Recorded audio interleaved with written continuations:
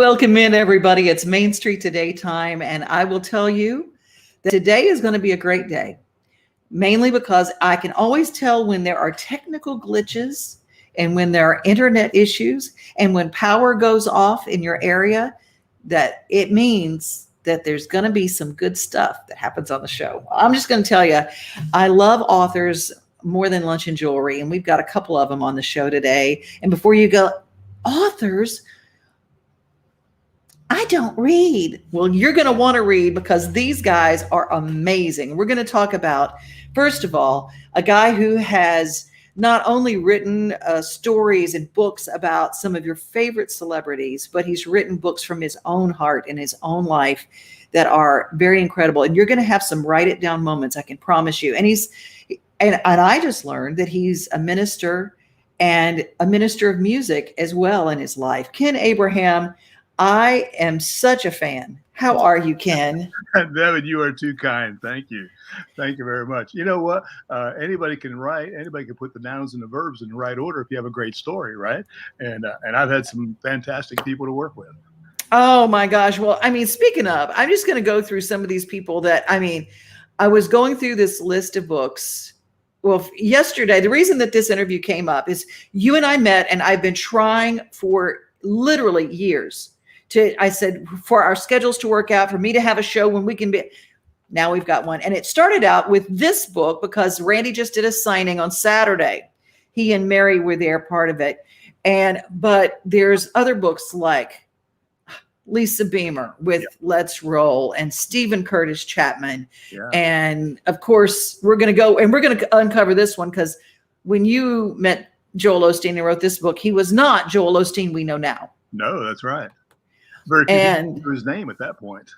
It's crazy. And then look, this book, this is one of my favorite books ever. Me too. Believe it or not. Yeah.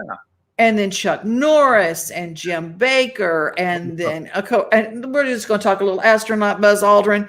And then we've got Bill Gaither. And also one that is one of my favorites, Walk to Beautiful. Me too. That is one of my favorite books. And I think, quite honestly, one that has been received better than almost any other book I've ever done.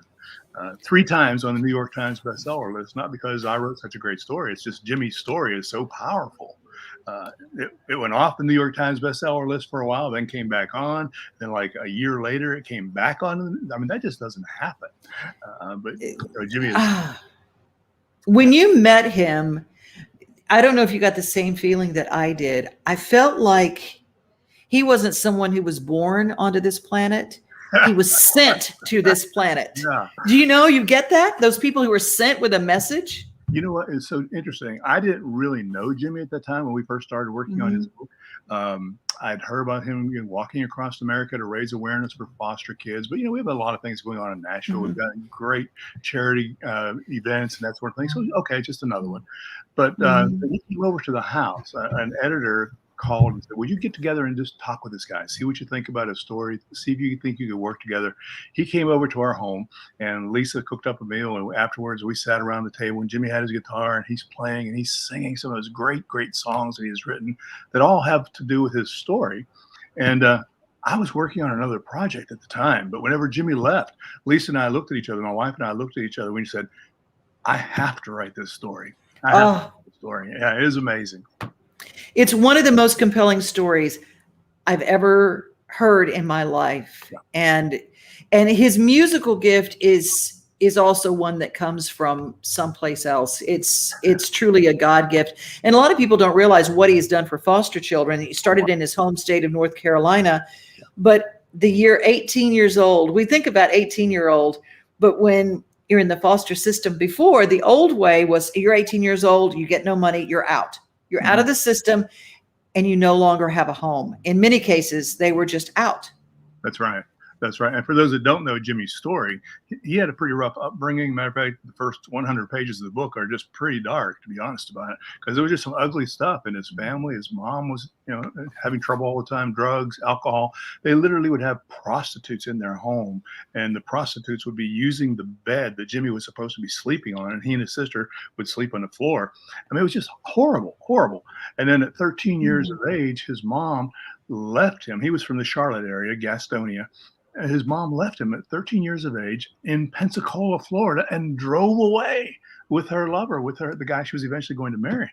Jimmy had to make his way back to Charlotte and bounced around for the next couple of years, living outside, living wherever anybody would give him some food, until finally an elderly couple invited him to come into their home. And they helped him get back on track. They got him back in school. He went on to college, got a degree, came to Nashville, started writing some songs, had some hit songs, #1 hit record, Do You Believe Me Now? And he's just gone on since. But then, at that point, the great part of the story to me was one night after they'd worked in Madison Square Garden, he's sitting in the bus and he's looking out there, sees some homeless people there in New York, comes back to Nashville. It was cold at that point. And he said, you know what? I've always said that if I make it in the music industry, I want to go back out there and do something to help some of those kids who are like me. He said, and I've not done squat. I mean, we've done some charity concerts and all that. He said, but I need to do something. I need to do something big. And if you know Jimmy, you know what that means. I need to do something big. He says, I like walking halfway across America to raise awareness for foster kids. So that's what he did.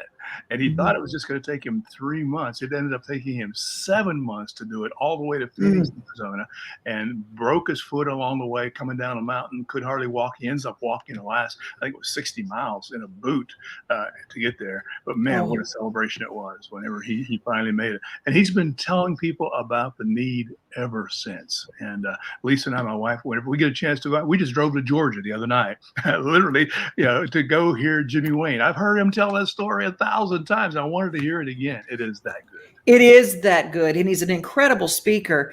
Let's talk, and in continuation of that, because of Jimmy Wayne and his story, the new age is now 26, that a child can remain in the system, and they go into a supervised living kind of a thing. It's like, we're going to teach you how to have an apartment. We're going to teach you how to pay bills, how to grocery shop, how to get a job and make a budget. That's so right. Moving it from 18 to 26, which is amazing. Great success. You are absolutely right. And that's happening all around the country now, too. On a personal level, Jimmy's story touches us no matter what. And, part of it, one of the things we said at the end of the book, not everybody can do what I've done, but everybody can do something. And I'm writing these words, and Lisa, my wife, and I are thinking about this. You know what? We're grandparents. Okay, look at this gray hair. We're grandparents. We got grandkids, 10, 8, and 5 years of age. But we said maybe we can do something and help a foster child. And so we literally became foster parents, respite foster parents, as a result of Jimmy Wayne's influence in our lives. Yeah, isn't that amazing? Yeah. Oh, Ken, it's the stories you write. I've got to go back to the beginning, because you didn't start out writing biographies with people. So how did you begin as a writer? Because that's my heart. I love being a writer, and I love that whole side of life. And for some, it's a very lonely existence, but yours has been not that case, because you're experiencing a lot of life. How did it start for you? I actually grew up in a bar. Okay. My dad owned the biggest bar in the county, and we used to say he was the biggest customer of the biggest bar in the county. And I used to go with him when I was young to go to open up the bar. This is in Pennsylvania. It's coal miners, factory workers kind of bar. This is not a lounge. It's not a fancy hotel bar. This is a bar. Okay. Guys coming in covered with coal dust, guys going back out. We opened at 7 o'clock in the morning, which is kind of scary, because the guys would be coming in from the mines or going back out, and they'd have a shot and a beer before they go out. Think of that. They're going out to the coal mines. But, I would go and help my dad clean up before he opened at 7 o'clock in the morning. But then it was dark, especially in the wintertime in Pennsylvania. So my mom didn't want me to come home that early. And so I stayed with my dad behind the bar, literally. And I would write stories about the guys coming into my dad's bar. And it's just a little sprite. Yeah. Yeah, and I can still remember some of those names: Mike Keppins and Patsy Porto and BC Bianco. I mean, they're real in my mind. I can see them to this day. And I started writing stories. And at first, when I began a writing career, I really wanted to be a voice, and I wrote 9 books of my own, and they're out there. You can find them, 9 books that say Ken Abraham on them, just Ken Abraham. And that was fun, and I enjoyed it. And I did a lot of motivational speaking and that sort of thing. But got to about, after about those 9 books, I got to the place that we had 2 young children, a new house, a couple of cars. I said, God, this isn't working. I was writing for kids, okay? Mhm. When I was writing books, I did a book called "Don't Bite the Apple Till You Check for Worms," all about love, sex, dating, being single, how to find the right Mhm. person. Okay, but those kind of books for kids sold for $5.95, and I was making like a 10% royalty, so I'm making 60 cents a book. You got to sell a bunch of books to support Yeah. house payment, you know. Yes, indeed. So I said, God, we got to do something about this. I'm going to go to this book convention. And if I don't get some good work out of this book convention, I'm going to move back to Pennsylvania and get a real job because this writing thing isn't working. I think Oh. every writer has probably felt that at some point. Mhm. So I went to that convention and I came back. Devin, you aren't going to believe this, but it's true. I came back with 9 book assignments, 9 book projects. Wha People were literally throwing Huge. books at me. Huge. That was the good. Huge.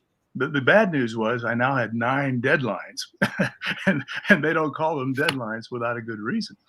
But one of those books was with Gary Carter. Gary Carter was a professional baseball player in the major league team, the New York Mets, and they'd won the World Series in 1988. And Gary was instrumental, just a great guy, a wonderful Christian man, great father, wonderful husband. And so I got a chance to work with him on his story. And I discovered that writing his story, I discovered I enjoyed writing other people's stories Mm. even more than I did my own. And so I started a career working as a collaborator. Some people say a ghostwriter and all that. It's just collaboration for me. I Mhm. love that process of refining together with somebody. And I started working on collaborations. And since that time, I've done about 100 books, collaborations and other kind. And it's just been marvelous. And just I've had a chance to work with some fantastic people: Randy Travis, Jimmy Wayne, Julie Roberts, Buzz Aldrin, Chuck Norris, like you showed there.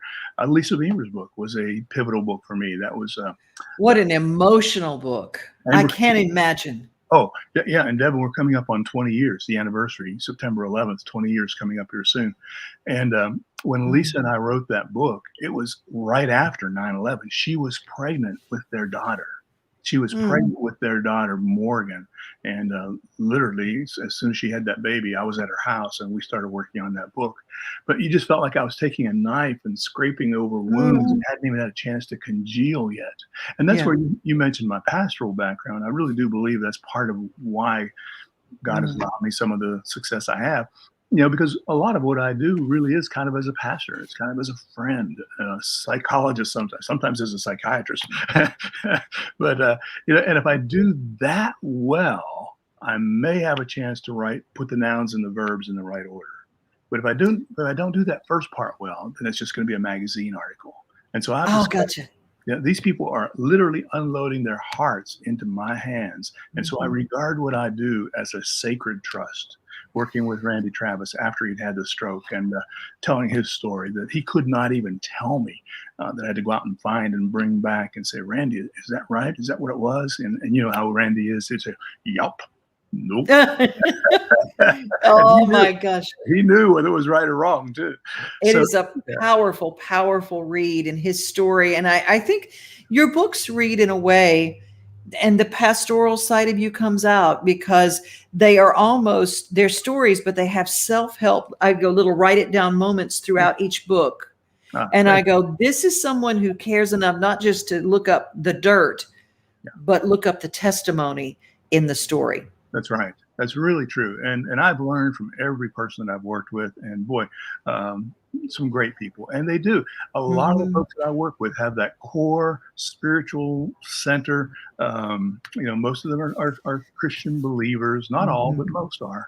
And they do what they do not just to use their skill, but also to point people to God and to glorify God in their own lives. And it's just amazing. So yeah. Mm. And I mean, even Buzz Aldrin, Buzz would not Mhm. stand up and say, yes, I'm a, born again believer. Buzz would not do that. But Buzz, if you may remember, one of the very first things he did after he and Neil Armstrong landed on the moon, after they shut down the engines and checked to make sure they can get back off the moon, they had to make sure they were going to start again. He took communion.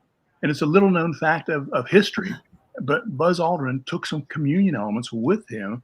The first thing he did on the moon, he took communion and thanked God for their success. Wow. And he wasn't allowed to say so because NASA wouldn't let him. They'd had trouble a few years earlier with, Madeline Murray O'Hara wanting to sue them because they had read the scripture from, one of the space capsules. on Apollo 8, I believe it was.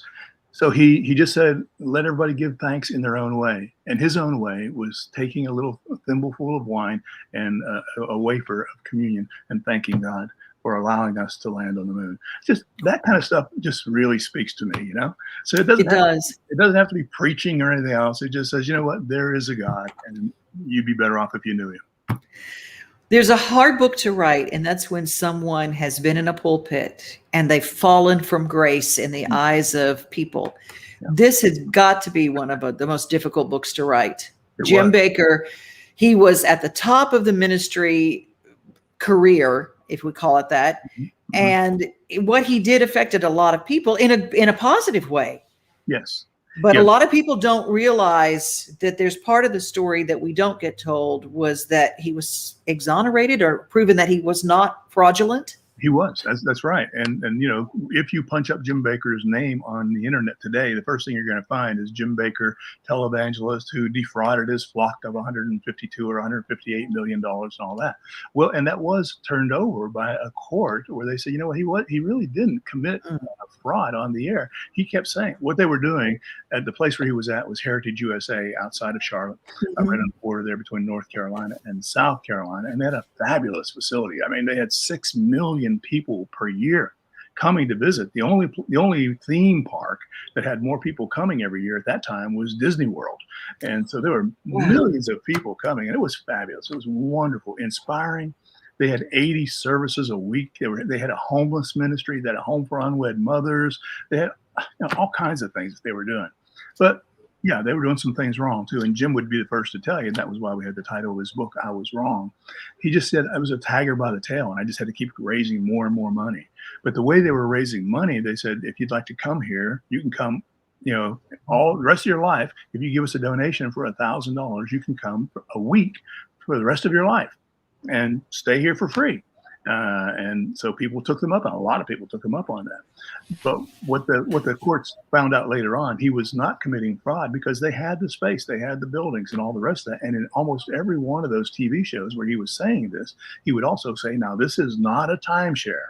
And that's what they prosecuted him on as far as committing fraud over the airways and through the mail. They're saying he was selling a timeshare, and he wasn't. He wasn't. And he specifically said that. But that it was almost like a membership fee. Yeah. Yes. Yeah. But that information never came out in court until later, while Jim was already in prison serving like 40 years or something like that. Yeah. He didn't serve that long. He only, a judge commuted his sentence to 8 years, then he only served 5. But they were horrible years in that man's life. And so we wrote that story. And I think the thing that I found refreshing for Jim is he didn't try to make any excuses. He just said, you know what, I was wrong. I was wrong. Those are hard words to say, and especially when you're hard. The world, and to say I was wrong, and he was willing to admit that. Now Jim's a different kind of animal. I mean, he's a visionary. I'll look out there and I'll see some trees and a hillside. Jim looks out there and he sees a crystal cathedral or something. You know, so he sees things differently than I do. But man, what a great book it was to work with. It was hard though. You said, I thought I almost lost him a couple of times. Taking him back through some of that ugly stuff there. There's a famous picture of Jim Bakker where you see him and he's in a suit and tie and he's coming out of his lawyer's office and he's all disheveled and his hair's a mess. That actually took place before he was convicted. And that took place before he was going to trial. He had taken some Xanax. And Jim can't even take an aspirin. Anyhow, that picture went around the world, of course. But it was a fabulous story. It was a story of redemption. And those are the kind of stories that I love to tell. We've all messed up. And maybe not as publicly as these guys have, but, you know, we've all messed up. And we've all, you know, if God gave me what I deserve, he'd have to grab me by the back of the head and pitch me into a dark, dark place for a long time. So, yeah, we've all messed up. But there is redemption. And that's what I found refreshing about Jim Bakker. And I tell you, this is an inside story, Devin. Haven't told this story very often, to be honest about it, but it's true. When this guy came out of prison, he had nothing. He had nothing. I mean, everything, all that opulence was gone. No money, no friends, just a couple of people. Everybody else, you know, left him. You know, everybody wants to be around the guy who was successful. After he had gone to prison, there were only a few that even came to visit him. One of those was Billy Graham. which was really, really cool. It's a powerful story in the book where Jim had been cleaning restrooms, and they said, "You have a visitor." He said, I don't want to have a visitor. But he said, "Oh, yeah, we think you want to have this visitor." And he came to the warden's office there, and there was Billy Graham, the most famous preacher in all of history, except the Apostle Paul probably. And Billy Graham wrapped his arms around Jim Baker and hugged him. And what a restorative moment it was. But the other thing I was going to say, when I was working with Jim, he had no place to live. And so Franklin Graham, Billy Graham's son, actually rented a farm over in Asheville for him to live. And I went there, and he had nothing. He barely had food. He barely had, basic needs. But every time I went there to work with Jim on his book, he would always have a present for me, a little card saying, "Ken, thank you for coming and helping me tell my story." A little present for my daughters. I had three daughters, and a little doll or something. The guy had no money. He had nothing, but he would always do something to express kindness to my family and to me. And so people ask me sometimes, they'll say, "Well, what kind of guy is that Jim Baker guy?" And I say, "You know what? There's a whole lot of stories out there, and you can read them for yourself. But for me, I would say he's one of the kindest people I've ever met." And that's what he was to me. But it is a powerful story. So beautiful. It's a big book. It is. But I want to encourage everybody to do a deep dive on Ken Abraham's work. But before we get out of here, there's one in particular that really struck me, because I know there's so many people dealing with an elderly parent right now. Yeah. This one is a by the book Ken Abraham book, When Your Parent Becomes Your Child, A Journey of Faith Through My Mother's Dementia. Yeah. There's so many people dealing with that right now. Right. Some things that are in this book are going to be really helpful to a lot of people. When you first realized your mother, this pillar in your life, yes, was different when she was becoming the child. Yeah. What were a couple of things that were really key for you? Well, I was in denial, Devin, to be honest about it. But thank you for mentioning that, because that is one of my favorite books. Mm-hmm. It's the first book in 20 years that I wrote with my own name on it, not Ken Abraham with somebody else, that sort of thing. Mm-hmm. It was just so meaningful to us. When we discovered that my mom had dementia, and she was always kind of quirky, and she was fun, and and she would do crazy things, and she was a musician. She played piano in our little church, that sort of thing. Mm-hmm. Knew all those old gospel hymns. But when we discovered that she had dementia, I didn't believe it. And my wife, Lisa, took her to the first doctor's appointment, and the doctor said, "You need to bring your husband next time." So I sat there in the doctor's office, and he looked at me with my mom sitting right next to me, and he said, "Ken," he says, "this is not going to get better." I mean, Devin, I wanted to punch the guy, Yeah. It's like, do you know who my God is? And do you know what I'm a prayer warrior? Yeah. Uh-huh. Yeah. I mean, who are you to say this? I mean, I first of all, she's a Christian. I believe God could heal her if he wants to. I've seen her literally get up off her bed and go out and do concerts. She was a concert violinist in her younger years, a great piano player as well. I've seen her get up off her bed and go do, don't tell me she's not going to get well. Devin, he was right. But he stayed with us over those next 3 years. Yeah. And he walked that journey with us. I tell you the cool thing, though, there's a spiritual part that was in my mom that never went away. I'm a book guy. Okay. You see behind me, I read, I write, I'm a book guy. So whenever I found out my mom had dementia, the first thing I wanted to do was find a good book to read about it and learn about it, because I didn't know anything about it. I'm embarrassed to say this now. I didn't know about Alzheimer's. I didn't know about dementia, Parkinson's disease. That happens to other people. That doesn't happen in our family. So I said, I got to find a book. Well, the doctor recommended this book, and man, it was the most depressing book I've ever read in my life. It said, it's bad. It's going to get worse. And then it's even going to get worse than that. And let me tell you that it's even going to get worse. So I said, no, that's not my mom. And so I started making notes, and it was a little book, Tuesdays with Maury, years ago. Yes. Great book. I recommend it. A guy is talking about his professor, and he was going through Lou Gehrig's disease. And so I just started keeping notes, kind of like that book. And there were a lot of fun times. There were funny things that my mom did. There were sad times during those years. But, she started hoarding things. She got real, she was always afraid somebody was trying to break into her place and all that sort of thing. It just got tough. And we didn't know. And my mom, this wonderful Christian lady playing piano in the church all of her life, she started cussing like a sailor. I mean, my daughter came and said, "Dad, that doesn't even sound like Grandma." And you know I what, love, Devin? It wasn't. It wasn't. And that's no. anybody dealing with dementia, Alzheimer's, those kind of things. That's not your mom. That's not your dad. That's not your loved one. That is the disease speaking. It really is. But my Yeah. mom never lost touch with God. In that book, Bill Gaither's book there, Yeah. Bill's a great friend of our family. And Right. my mom Yes. loved his music. And the last night that she was alive on this earth, Bill Gaither and his vocal band, the Gaither vocal band, came on the TV in her room. She was in hospice at that point. Came on her room and started singing the song "Sweet, Sweet Spirit." And my mom had no idea where she was. She didn't know what day it was, whether she'd had breakfast today or in the last 6 months. But when she heard those words, "Sweet, Sweet Spirits," sung by the Gaither vocal band, she started singing along in her hospital bed there. Ooh. Word. She sang sang harmony. Oh, The beautiful. music was down in her. And I believe the Spirit of God was bringing it out of her at that time. She never lost touch with God. And Well, there were times when I wondered, God, what is this all about? I'd go in there and it was so hurtful to watch her. And near the end, they had to start cutting off her toes. She got gangrene. It was awful. yeah. God, what is this about? She's ready to go to heaven. She's served you all these years. And I finally realized, Devin, it wasn't just about her. He was trying to teach me some things. And Ooh.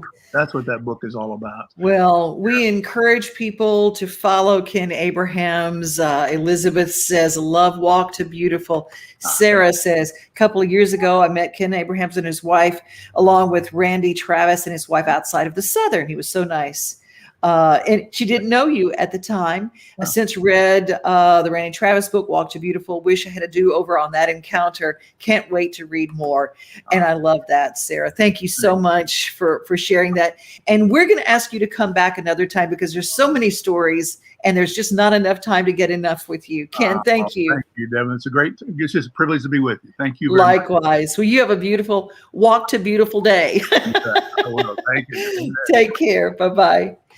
We're going to switch horses and go to music right now. We've got Jeff Cole standing by, and he is the CEO of the executive director of the Rockabilly Artist Alliance. But before we do that, we're going to do a little musical switch to the stage in my home state of Louisiana, where the Louisiana Hayride was really a place where country music and rockabilly and rock and roll and everything really found a home, and people that weren't necessarily accepted on the stages later of the Grand Ole Opry. They always had a home in the swamps of Louisiana up in Shreveport. Elvis Presley really got his feet wet there. Lucky Strike guest time now. Just a few weeks ago, a young man from Memphis, Tennessee, recorded a song on the Sun label, and in just a matter of a few weeks, that record has skyrocketed right up the charts.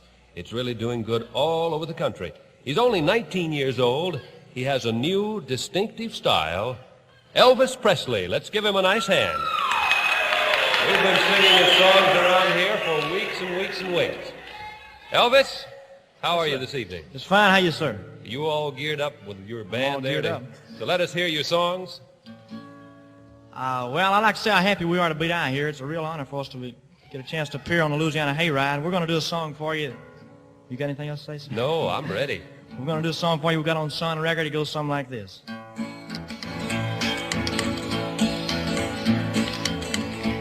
Well, that's all right, Mama. That's all right with you. That's all right, Mama. Just any way you do. That's all right. It's all right. It's all right, Mama. Any way you do. Well, now. That was all brand new. Nothing had ever been heard like this style in white music before. Jeff Cole is here. Jeff, you have just made it your life's work to bring all of this wonderful rockabilly, soul, rock and roll all together in one place. And you've created the Rockabilly Artist Alliance. I did, and it's been an incredible undertaking.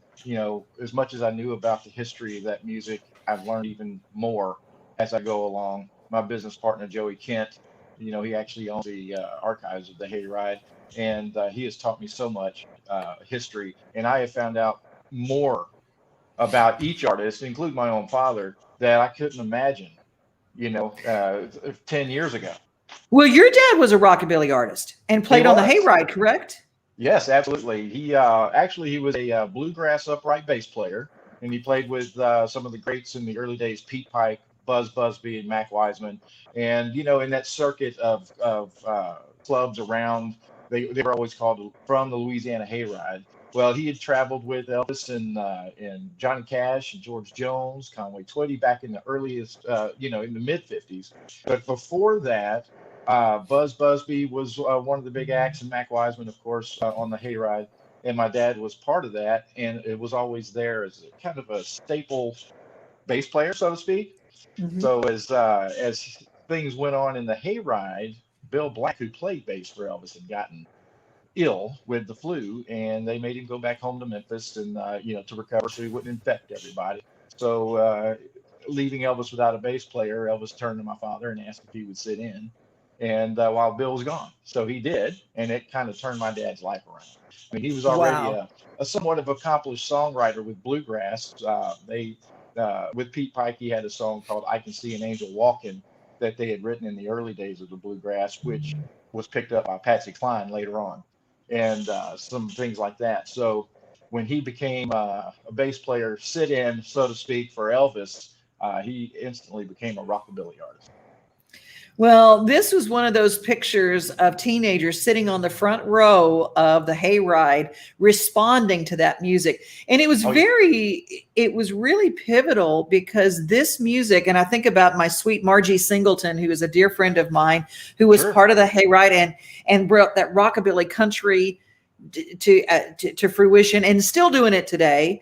Yeah. And this music, I always say that more than any other style, rockabilly is what bridged the racial gap. There was no, there was no separation of races. That's what brought them together, wasn't it? Absolutely, it was. I think it erased a lot of lines back in those days, and it brought more community and togetherness than any other era of time in music, so, for sure. Well, I grew up mostly in Monroe, Louisiana. And so I knew about the Hayride, and I used to go to a record store when I was in college, and I'd go over there and I realized that the guy had a really great voice that ran this little record store. And he introduced himself one day and said, "My name is Hoss Logan." Oh, okay. His name was actually Horace Logan, and is the guy that was responsible for actually the guy that introduced Elvis in that last clip. That's absolutely right. Sure is. And he was the voice of the Hayride for a long time. Yeah, it was really crazy. And a lot of people don't realize, and you can maybe shed some light on the story, Elvis has left the building. Was a rockabilly phrase in a rockabilly show called the Louisiana Hayride. The very first time that was used was on the Hayride. Absolutely. And the way it came down, and now Joey Kent tells the story a lot better than I do. When he went to the Shreveport Auditorium to pick up a box of tapes that were left behind after the Hayride had been done, there was a desk that the janitor needed to move, so he asked Joey to help him move it. So he helped him move it, and when he did, something fell down the side of the desk and it started rolling out. It turned out to be a tape. And Joey stopped it with his foot. He picked it up, put it back in the little box, but on the outside of the box it said Elvis Presley and the date. It's October 2nd, 1954. So that was the first time Elvis stepped on stage and opened his mouth to a national audience. Absolutely amazing. So Joey and his father took this tape back, to their studio, I guess home studio, and they played the tape and they heard everything that was on it. It was just recordings of the show and Elvis and all the other acts that were on that night. And well, at the end, when the show was over, it still had a lot of tape on the reel. So they just let it play through to see if it picked up anything else. Well, sometime into the tape, Horace Logan had to come back out and settle people down about Elvis, because all the kids get up and run outside to see if they can catch Elvis, leaving or whatever.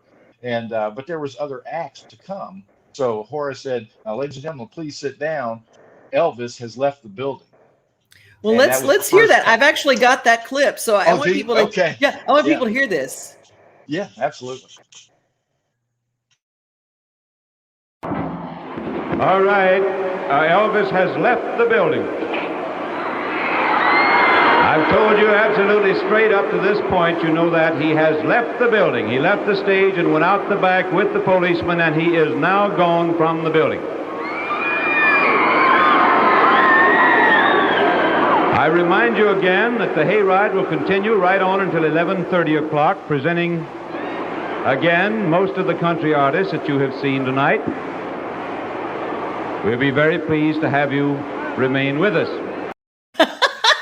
Isn't that something? Yeah, I mean, that was actually Frank Page, but yeah. Yeah, all those screams you heard right after he said that were screams of sorrow. Oh, he's gone. Oh, that's crazy. Well, you have created something, and you're working on a big project that hopefully in 2022 it will open in Las Vegas. Is this true? Well, we are in the process of doing our very first induction ceremonies and planning that at the home that Elvis built in Las Vegas, the former International Hotel, which is now called the Westgate. And we are looking at April 12th as the date, and on Elvis's stage in the International Showroom. And we're very excited about it. Everybody is, and it's going to be something else. God, just it's taken on more attention than I thought it would to start with, but it's been grand, and I'm ready to give it to the world. It is going to be fantastic. Well, there is a sweet young lady that we all know as the Queen of Rockabilly, and Miss Wanda Jackson just announced her final album is coming out. It was co-produced with Joan Jett of the Black Hearts, and it's got some really cool people on it like Elle King and Candy Carpenter and Angelina Presley. Right. And it's because rockabilly is hip no matter how old you are, no matter what age you learn. It is the hippest around, and she's still as sharp as a tack, and she's still cool. I mean, Wanda Jackson's the cool stuff. That's what I keep hearing. Here soon, I'm hoping to meet her just to be able to shake her hand and let her know what I'm doing, and let her know that the legacy will live. Well, I'm excited as all get out about the new project. And it's coming out actually August 20th. So it's very, very soon. And the name of the album is called Encore, Wanda Jackson Encore. And it's going to be really, really neat. But you have been inviting rockabilly artists from around the world to be part of Rockabilly Rumble, which is an international contest. Tell us what that is and how people can find out more about it. Well, firstly, the Rockabilly Rumble came along during the pandemic idea. I'm sitting here in Los Angeles. Well, now I'm in Nashville, but I was sitting in Los Angeles and I'm watching the news with all these other music makers from around the world doing their thing from their couch or from whatever to entertain the world while we're all stuck at home.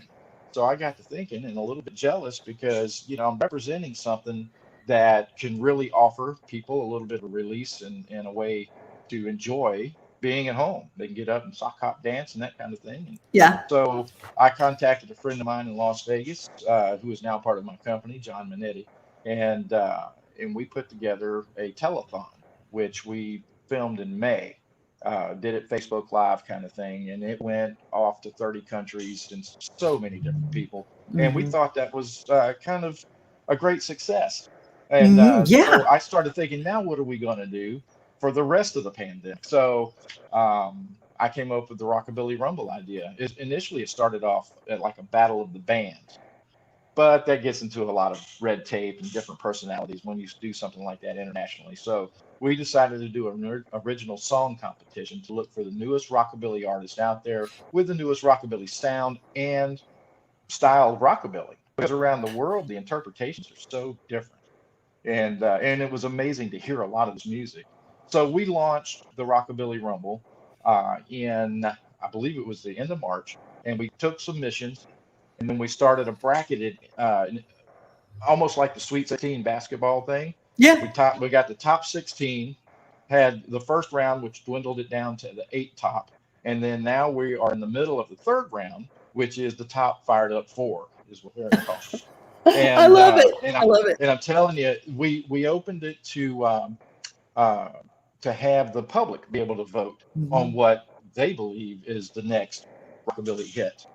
So we've got a celebrity panel of, kind of like the America's Got Talent thing, and we got a celebrity panel put together with guitar legend James Burton, Bucky Hurd, who is the new Righteous Brothers singer since Bobby Hatfield passed away, and Lori Morgan, country music superstar herself, and her father was George Morgan, who was a country artist but slash rockabilly artist, and had a song called Rockabilly Bungalow. Fantastic song. You should go hear it. And then, of course, we've got Slim Jim Phantom of the Stray Cats. He's the drummer, and he's the guy. He and his band, the Stray Cats, are the revival of the early '80s of the rockabilly sound, which they ended up calling neo rockabilly. Oh, okay. So all these guys are on the panel, and they are just over the hill about it as well. And we've got a Zoom call with some of their critique and advice and so forth like that. And we'll have another one towards the finals with those folks. Well, where can people see any of these videos that were submitted? And actually, there weren't videos. It's all sound, but there are pictures of the bands and so forth at the rockabillyrumble.com/rockabilly. I'm sorry, /rumble. Pardon me. And people can find out more information about if you are a rockabilly artist or you want to just find out more or just want to keep this history alive. Rockabillyartistalliance.org. Want to make sure people have that. And so they can be part of that organization. And thank you for your time today. We want to keep in touch with this. And maybe when it gets time for the finals, we'll get to have some more information so we can see some of those people or maybe the winner, maybe have them on. You bet. Absolutely. We'll stay in touch. And by the way, I'm a huge fan of yours from the early days of the 90s when you were on a Jerry House Foundation. Thank you so much, Jeff. I used to listen to you guys every morning on the way to work. So thank you. Thank you. We were the rockabilly of radio, I guess. Absolutely. Absolutely. I sure did love those days. Thank you, Jeff. I appreciate you so much. Thank you. Oh, what a day we have had. KenAbraham.com to find out more information about him. Search bars, take a look at that. And of course, the rockabillyartistalliance.org. We'll have more stories. And I hope that you've enjoyed today because I have just been in rockabilly heaven. It has been such fun. Be safe, be kind. Remember, everybody, you are loved. Have a wonderful day.